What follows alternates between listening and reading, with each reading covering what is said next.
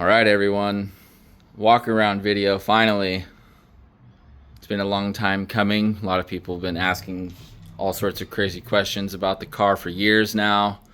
This might give an explanation on what's going on, kind of give you an idea of what my path has been and why it's different than others and stuff like that. I guess start off under the hood. The engine is totally stock. 142,000 miles, obviously a stock supercharger. The heads are ported, stock valves, head studs, VRP cams, obviously top mounts, 108 millimeter throttle body, Nick Williams, custom intake, blah, blah, blah. This isn't too particularly different than what anyone else has going on. Most people are going to kind of gravitate towards like my belt wrap kit and my supercharger belt tensioner, helper spring, stuff like that. Stuff that I've kind of invented and made on my own. Also the fuel system and stuff, which I'll get to that as we go on. So one thing I haven't really shown people is my belt wrap kit. If you notice down there, it's going to be hard to see, but there is a third mounting point. And I've tried explaining this in the groups for years now, and a lot of people don't seem to understand what I'm saying.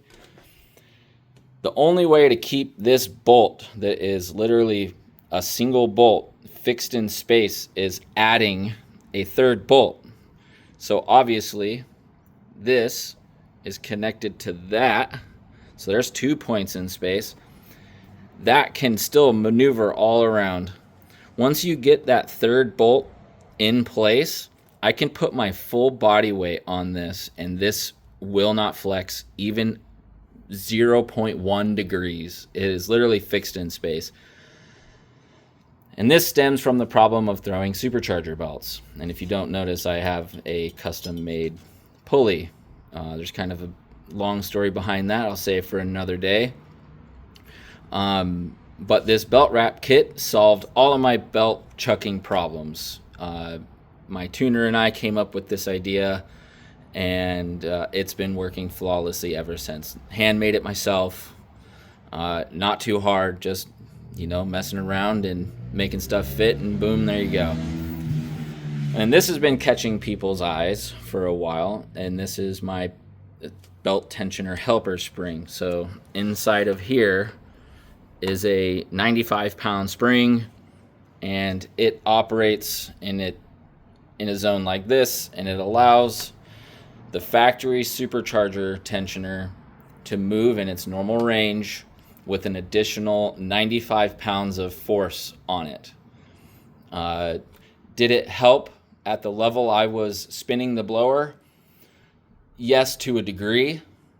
There's a whole can of worms I could open on that through things I've experienced, but once I went top mounts, the supercharger was relieved of a lot of back pressure, so to say, and the tensioner greatly increased belt tension and belt connection.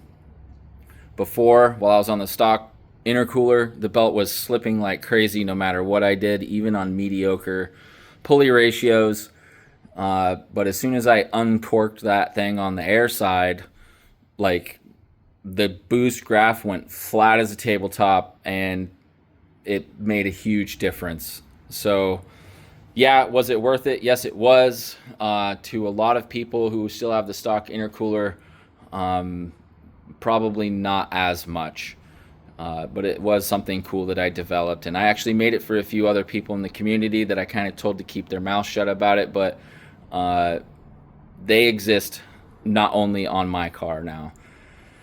Let's see what else. I guess my cooling. So that is a Merc Racing heat exchanger from a B8 S4 Audi. I've had this thing in here for, gotta be at least 7 years now. It's been modified for 1-inch lines. That is the bulk of my mechanical cooling. The rest is in the trunk, which I'll get to in a bit. I also do spray methanol just because I've had it installed in the car for a long time. That is where I placed the intake temp sensor to read a more true intake temperature. And you wouldn't believe how much warmer it actually is sitting there versus sitting where it is on the intercooler, which this represents a much more true intake temperature. Just something to think about. I also have a very large breather system. Each valve cover has a -12 breather line.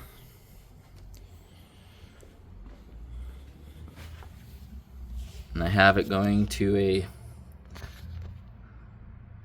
catch can in the bumper that I can drain through the fog light access hole. And this little cooler you see here, that's for my power steering. I was able to move the factory one down here quite easily many years ago. Front brakes are totally stock. You can kind of see some of the cooling system going to the trunk there. I guess as we move back, a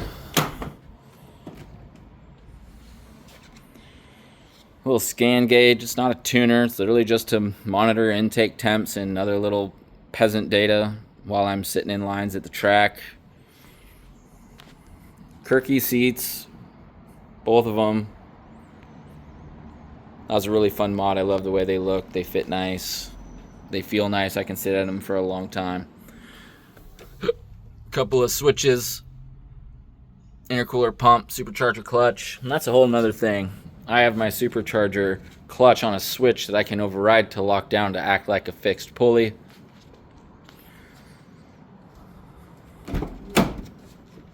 I did put a roll bar in it.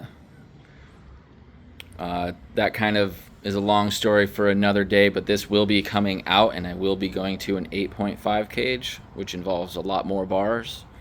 So that'll be happening this winter for season 2025.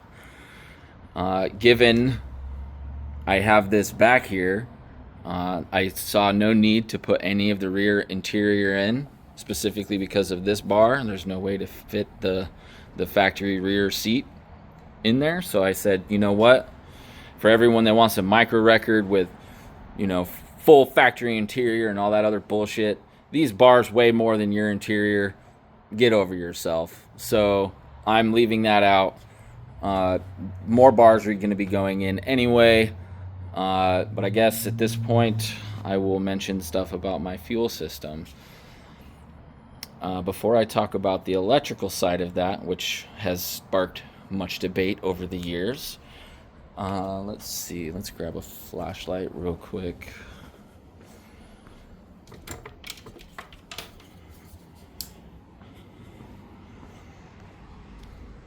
So to explain this quickly, on the pump side, I have two Walbro 450s. Nothing special. I think they're the low voltage version. They do have a check valve, and I modified the factory basket just to receive those. Very common. Other than that, nothing special.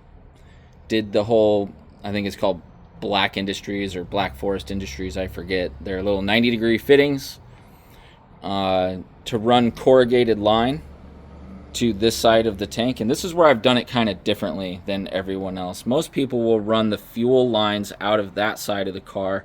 I didn't like that. I didn't want to do that. I wanted to run my new lines because I have a return style fuel system now. I wanted to run the fuel lines on the side of the car that the fuel normally was. So I took a fuel pump side hat that a buddy gave me and modified it to run bulkheads through. So obviously you can see the larger hose is the feed and the smaller one is the return. The electrical bulkhead is to it goes to the level sender, which functions as factory. It took a little messing around and designing some stuff to get that to work, but fuel gauge works as it should, and this, totally seals up, super easy to do, nice and cheap.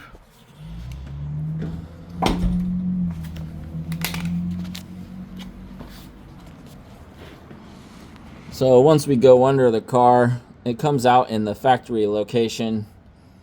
I have a Fuel Labs, I think it's 8 micron filter with a check valve too. And then I convert it to stainless steel lines under the car for safety reasons. And without going too far down there, the only reason I couldn't continue the stainless all the way up is because that would require me yanking the engine out. And while that will happen eventually, I have never had the engine out of this car. So went to soft lines there, just for installation ability. And I probably could have taken a bit more of this cowling apart, but I have a Radium Engineering, well, let's see, it comes up here, goes behind my firewall. I have a Radium Engineering fuel pulse dampener back there, which is a requirement on these cars. Well, really any car, specifically ones with high pressure, fuel pressure, you want to have a fuel pulse dampener. And it might be kind of hard to see, but the two lines come back through the firewall and they split to each rail. And they go through, and I can probably show you under here. So under here, I've welded stainless bungs front and rear to go to AN fittings. I have a hose that goes underneath, and then same off this one, and they meet here, and they go to my fuel pressure regulator I have down here, and then obviously back down the car, back to the tank. Doing that opened up fuel delivery horsepower ceiling significantly. At 650 wheel horsepower, starting fuel pressure was around 80 psi, and by the time I was at Redline, it was nearing 60 psi. This is on e55. Is that unreasonable? No. Am I taxing the fuel system? Absolutely. So changing to this system was kind of twofold. I will eventually be going turbo on this car, which will be a rising rate system, and also making significantly more power. So I wanted to be able to give myself some headroom on the fuel system. But not only that, when I jumped back on the dyno with this fuel system, the fuel pressure starting at 80, which I set it at 80, only dropped to about 75 or 76, somewhere in there. So it lost it dropped 4 or 5 psi from starting power to redline power. So a significant increase in flow to the injectors. So now we'll go to the trunk, talk a little bit about the electrical side, which, like I said, has sparked a lot of debate over the years. So I guess to start it off, one thing I did that allowed me to run a lot of electrical in this car without problems of taxing the alternator or whooping batteries' asses and stuff like that. And I preach this to people, and again, they don't understand. They kind of come up with their own ways of, hooking up power sources and fry alternators, and everyone has seen it. So what I did is I got some welding wire. That's this big one right here. And I connect it to a bus bar. So my fuel pumps go directly to this bus bar.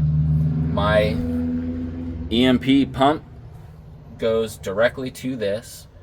And any other high draw accessories I have. And I'll show you a couple of things in here in a second. So when it comes to the fuel system, my fuel pumps pull power directly from this, and they go to these relays, and then obviously back through to the pumps. And where a lot of the confusion comes from is how these are activated. So the factory fuel pumps that normally power the fuel pumps in its factory setting is what I use to trigger these two relays. So if you think about it, you turn the key on, the factory setting will prime the pumps and then stop voltage until you start the car, then it'll kick them back on and they'll run as they should.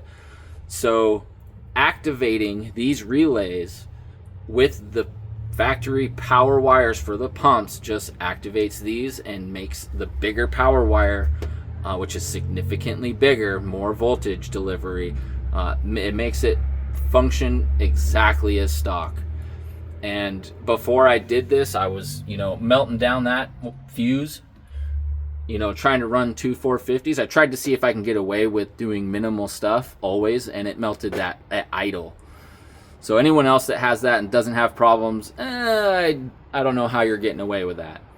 So, none of this needs to get messed with. This is all just completely stock, left alone, don't need to do nothing.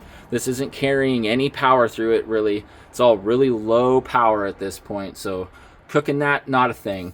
There is a lot of power going through these. And then, obviously, the normal stuff at the bulkhead fittings, they just go right through directly to the pump. Very normal stuff. Another thing I did that greatly helped me out for other small accessories like dash cam, radar detector and stuff like that is I added in a small fuse panel, and it's got its own relays and it goes straight to the bus bar. So it has a nice clean, really close to the battery power draw. So running everything off of a really clean, well-designed electrical system makes everything really happy. Alternator's totally happy. Voltage is totally happy. The high-quality anti-gravity battery does help too, but even when I was just on the stock battery, even a small, lightweight AGM battery, which is basically good for starting lawnmowers, the system was totally fine. My radiator fan runs on high, blah, blah, blah, no issue. Okay, so that solves that. Obviously a custom-made PNR welding box, all 1-inch fittings. I don't have any 90 or 45 degree fittings in the system. Every single bend in the system is done by a hose, so it's nice and smooth. The water hauls ass through it. If I pop this hose off and shoot it out the back of the trunk and run the pump, this is a 7-gallon tank. This thing goes from full to empty in about 10 seconds. So that, turns over the water.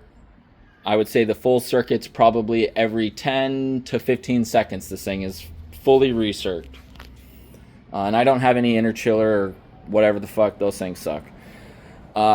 Mechanical cooling is where it's at. A lot of people have convinced these chillers are where it's at. Debatable. They're neat for other things, but that's a story for another day. So I'll go under the car. I have done muffler delete. Pretty standard. Obviously I have weld 15-inch wheels.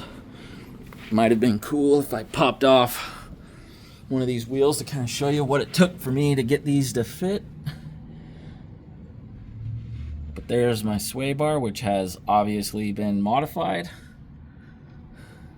And I have coilovers, these shitty BCs. These will be going away eventually once I have another solution, which is in the works. But overall, the car is not wildly modified. Transmission is built, but not wildly. It's the lowest level Southern Hot Rod Racing offers. It's not super crazy. I guess that's really it. I can't really think of anything else without having someone bitch at me about hey, tell me about this, blah, blah, blah. But this video is already 20 minutes long. So I hope that sets up kind of an idea of what I've been doing. I've had the car for 9 years and I bought it totally stock. I was a regular guy trying to go fast at drag racing for a long time. and slowly started figuring stuff out. I do have experience from previous supercharged platforms and kind of applied it to this. But nonetheless, I've learned a lot with this car, and I think its performance shows that. And I'm sure this video is going to create a buttload of questions for me, which is totally fine. But again, I can't answer all of you. Like anytime I post anything cool, I get like 19 friend requests and a bunch of message requests, and I can't answer everybody. You know, I try and be good. One pro tip: approach me with respect, and you'll likely get a response. If not, I'm probably going to tell you to fuck off. So, there it is. Next stop is going in the 9s. We'll see if we can get it done this year.